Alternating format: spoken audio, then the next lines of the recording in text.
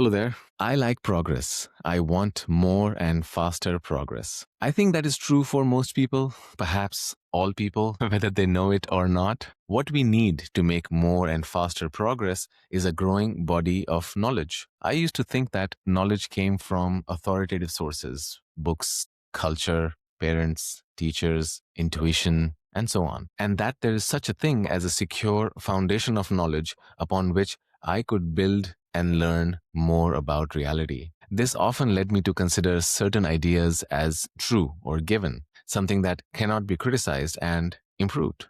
To the extent that I didn't make progress in those domains, I took refuge in pessimistic ideas like life is a mixed bag of good and bad, and that there are limits to progress. Through a series of a stroke of luck, I came across the works of David Deutsch and Karl Popper. I got a better understanding of what knowledge is: information that has causal power, conjectural in nature, begins with a problem, and grows with further conjectures and criticisms. A problem is a conflict between expectations and reality, or between existing ideas, explicit or otherwise. Conjectures are creative guesses that we come up with in order to solve the problem at hand. Criticism is testing these guesses and checking whether they solve the problem. This new understanding brought with it a faster progress in all aspects of my life: work, relationship, health, state of mind, politics, and even,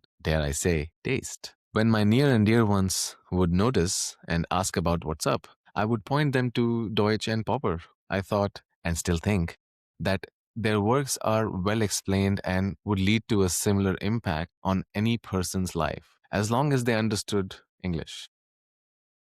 Silly me.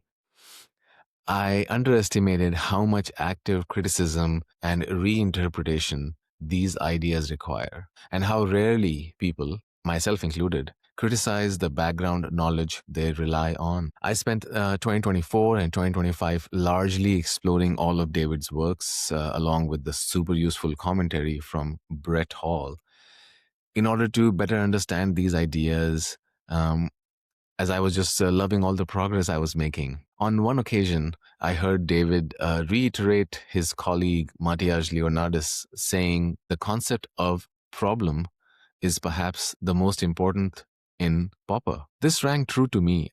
In my introspections and conversations, I started thinking more explicitly about what problem am I, or the other person, or both of us, are trying to solve. While it was getting more and more useful for my introspections, my conversations would usually hit a wall after invoking the concept of a problem in the context of creating and growing knowledge. The conversations always steer towards what are the sources of knowledge and who is more qualified to know the truth, who went to, university, credentials, and so on. The light bulb moment for this podcast happened when I was listening to Brett's brilliant exposition of Popper's lecture on the sources of knowledge and of ignorance, where he reiterated Popper's big idea in the theory of knowledge. Questions like, how do you know?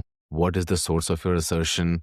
Are entirely misconceived, begging for an authoritarian answer. These questions are always in the spirit of, what are the best sources of our knowledge? The most reliable ones, those which will not lead us into error, and those to which we can and must turn in case of doubt as the last court of appeal. I propose to assume instead that no such ideal sources exist, no more than ideal rulers, and that all sources are liable to lead us into error at times. I propose to replace the question of the sources of our knowledge by the entirely different question: how can we hope to detect and eliminate error?